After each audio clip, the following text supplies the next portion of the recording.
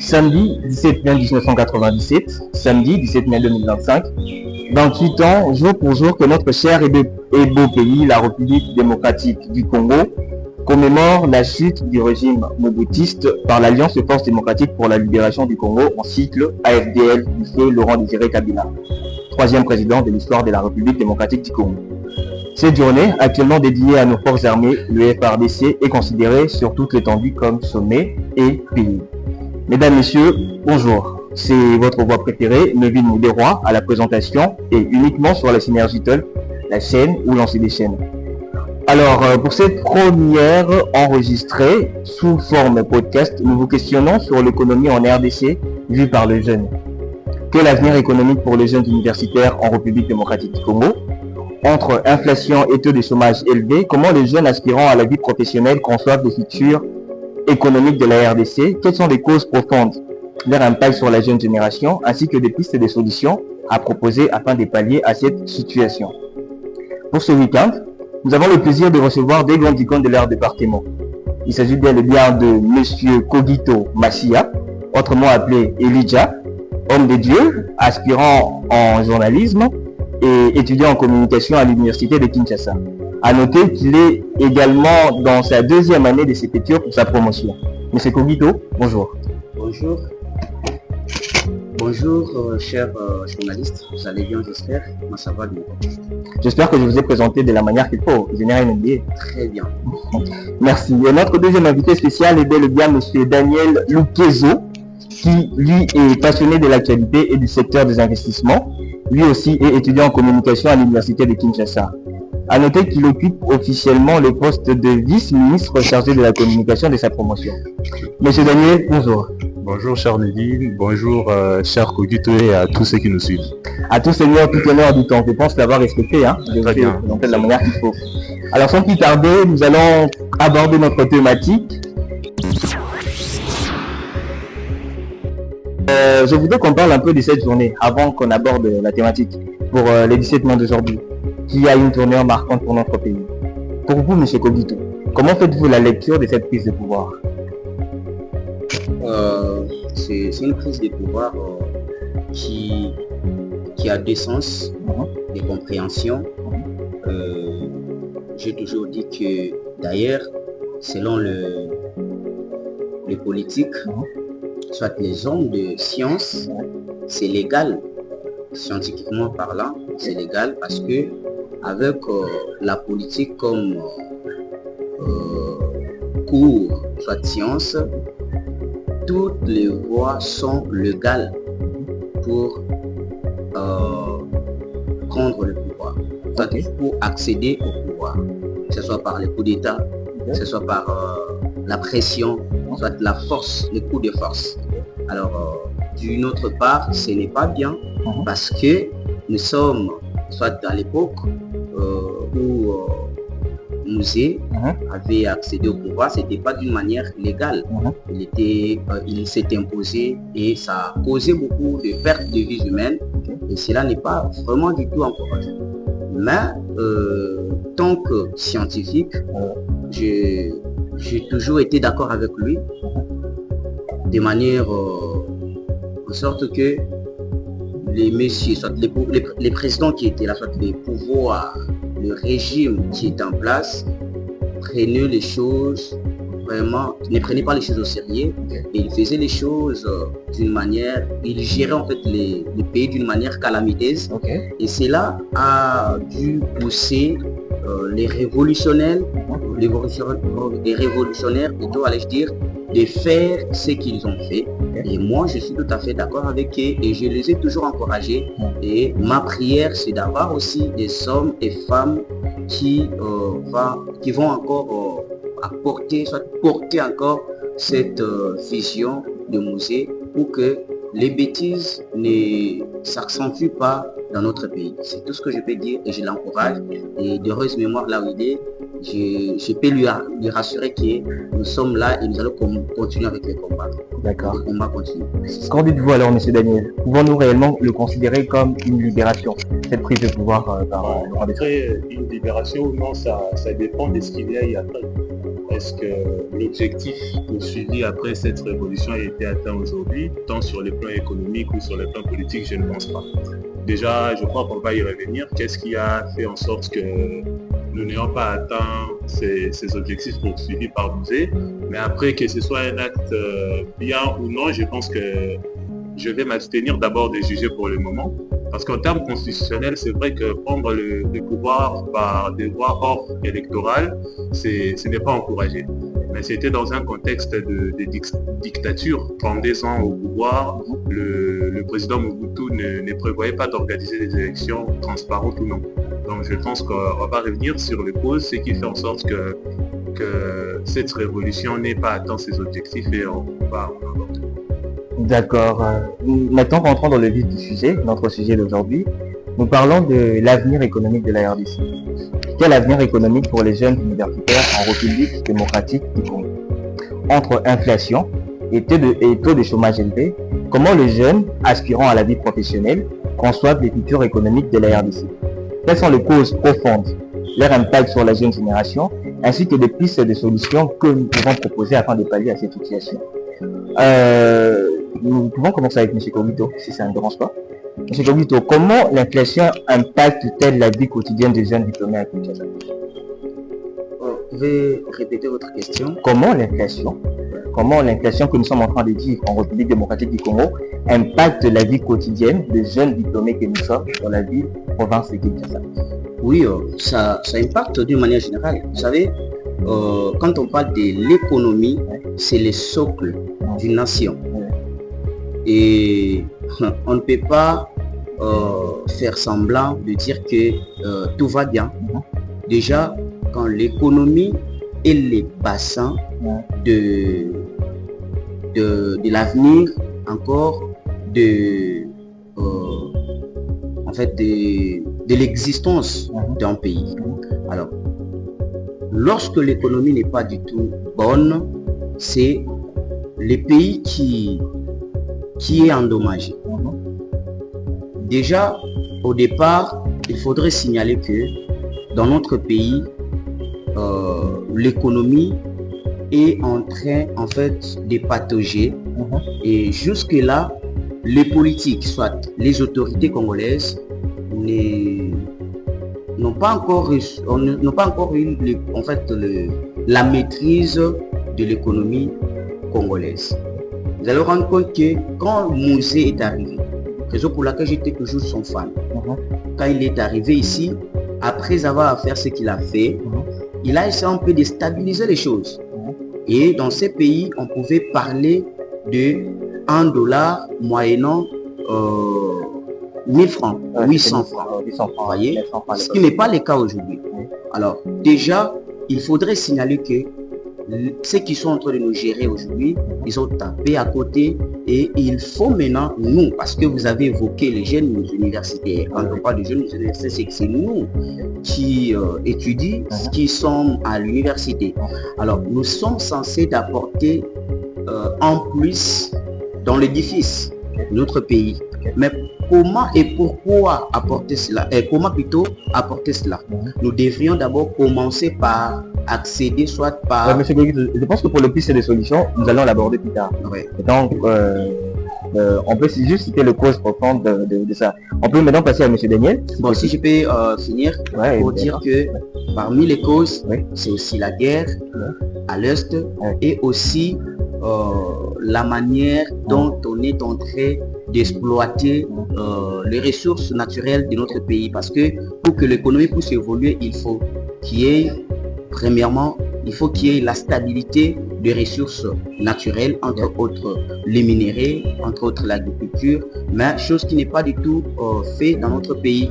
Dans notre pays, en termes d'agriculture, nous sommes vraiment au lambeau. Et en termes de minéraux, ressources naturelles comme minéraux, la manière dont cela est exploité n'est pas du tout bonne. Et donc, ça, c'est en fait, c'est tout ce qui est à la base de l'échec économique de notre pays. D'accord. Monsieur Daniel, Monsieur Kogito vient ici de soulever un point important. Il a dit que l'économie est le socle d'un pays. Alors, en parlant de l'économie ainsi que des jeunes, à qui revient la responsabilité première de la précarité des jeunes diplômés? Est-ce l'État, l'université ou le secteur privé? Bon, vous savez, c'est toujours à celui qui dirige que revient la plus grande responsabilité. Donc, tant qu'on a le pouvoir de prendre des décisions, tant qu'on a le pouvoir d'orchestrer un peu cette vie économique, c'est toujours à nous que reviendra les fardeaux et les critiques. Donc, comment déjà votre question, l'inflation impacte le pays? Déjà, il y a le pouvoir d'achat, où vous êtes sans doute aussi l'un des exemples comme tous les Congolais.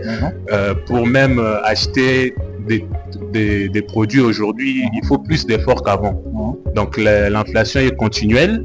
Donc, on ne cesse de nous enfourcher vers le bas. Et la deuxième conséquence de l'inflation, je pense que c'est aussi le taux de change. Donc la dépréciation de notre monnaie par rapport aux devises étrangères. Aujourd'hui, pour changer les dollars, il faut plusieurs francs congolais pour obtenir. Et c'est parmi je peux dire les preuves ou les moyens qui font en sorte que les Congolais souffrent vraiment de l'inflation. Alors, qu'est-ce qui cause cela? Déjà, je pense que la dépendance de notre économie au minerai. Vous voyez, les politiciens mettent toute leur énergie au minerai plutôt qu'à d'autres secteurs tels que M. Kokito l'a cité, l'agriculture ou encore ou la pêche, d'autres secteurs en potentiel. Et ils mettent plus d'énergie dans les minerais. Et souvent, vous savez, il y a aussi la corruption, l'argent qui est tiré ne sert pas forcément à ce qui était dû. Donc, vous avez dit qu'on va aborder les pistes de solutions, mais voilà en gros ce qui peut causer cette inflation et cette économie précaire auquel nous faisons face. À laquelle nous faisons. J'espère que vous suivez l'actualité et vous savez sûrement, le gouvernement congolais a annoncé que durant le mandat du président de la République, Félix Tshisekedi, il compte créer 1,5 million d'emplois, à moins que je me trompe, 1,5 million d'emplois. Alors, ma question est de savoir, est-ce que le diplôme universitaire en RDC pourra aujourd'hui garantir ces emplois? D'abord, avant de savoir, est-ce que ces emplois sont créés, selon votre point de vue, et est-ce que le diplôme universitaire en RDC pourra réellement garantir cet emploi? M. Kokito, à vous la parole. Déjà, à l'entrée du jeu, j'ai toujours considéré cet raisonnement comme étant un raisonnement bidon. Là, vous me permettrez de dire ainsi. N'oubliez pas que ça vient du gouvernement congolais, c'est pas... Bien sûr, bien sûr. Vous savez, on ne gère pas la nation avec une légèreté et aussi tant d'émotion. C'est le président de la République qui l'a déclaré. Il a dit ça, mais c'était sur base de quoi? Le problème, c'est que nous avons des dirigeants qui dorment et se réveillent un bon matin et qui se mettent à déclarer des choses sans pour autant maîtriser en fait les problèmes mères. Vous voyez, le président n'est pas un économiste. Il ne maîtrise pas en fait ce que c'est l'économie. Vous voyez, alors se réveiller un bon matin et dire qu'il va créer, c'est bien. C'est bien de déclarer aussi. Mais depuis qu'il est là, il y a cela 5 ans, 6 ans, allais-je dire même, qu'est-ce qu'il a fait? Qu'est-ce qu'il a créé comme emploi? Et donc, on ne crée pas l'emploi, soit on ne crée pas tout ce qu'il a dit là, les millionnaires, par des simples mots.